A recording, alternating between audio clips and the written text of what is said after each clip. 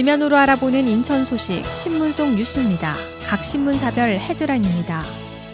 먼저 중부일보는 인천시가 영종국제도시에 수돗물을 안정적으로 공급하기 위해 해저 송수관로를 복선화하는데 영종도 해저 송수관로는 해저 터널 방식으로 길이 2.5km, 깊이 60m, 직경 3m며 713억 원의 예산이 들어간다고 전했습니다.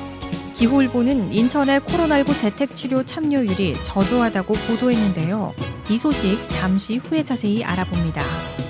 인천일보는 인천시가 코로나19에 따른 민생경제 회복 등을 위해 내년 예산안을 사상 최대 규모로 마련할 것으로 보이며 정부를 비롯해 슈퍼 예산을 편성한 만큼 시 또한 올해보다 2조 원가량 파격적으로 늘어난 예산안을 내놓는다는 분석이 나왔다고 전했습니다.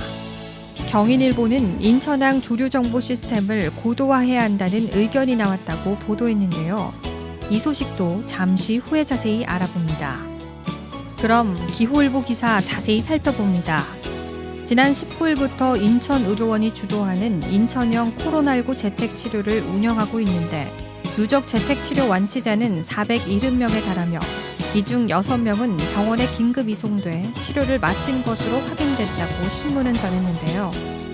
지난 19일부터 25일까지 일주일간 하루 평균 102명의 확진자가 발생했지만 이 중 재택치료를 선택하는 이는 하루 10명을 넘지 않고 있으며 이날 기준 재택치료 중인 인원은 107명으로 치료 중인 확진자 1,790명에 비하면 6% 수준이라고 보도했습니다.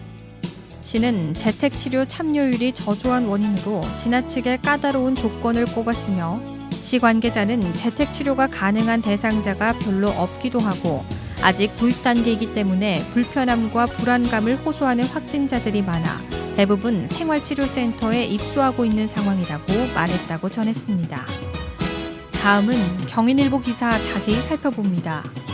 지난 27일 인하대에서 인천 지역 해양 분야 발전을 위한 공동 심포지엄을 개최했는데 이날 윤병일 경기 시그랜트 센터 부센터장은 조류 신호 정보의 운영 효율성 향상과 성과 확산을 위해 중장기 목표로 고도화 방안을 마련하는 것이 필요하다고 제안했다고 보도했는데요.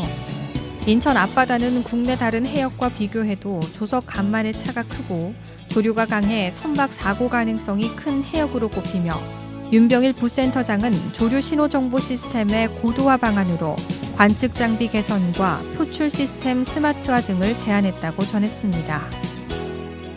윤 부센터장은 선박을 운항하는 선장 등의 실시간 또는 예측 조류 정보를 제공하면 통항 선박의 안전을 도모할 수 있다며 이는 사고 예방 효과로 나타나는 해양 오염 방지에도 도움이 될 뿐 아니라 누적된 조류 측정 자료는 해양 기초 자료로 활용할 수 있다고 말했다고 보도했습니다.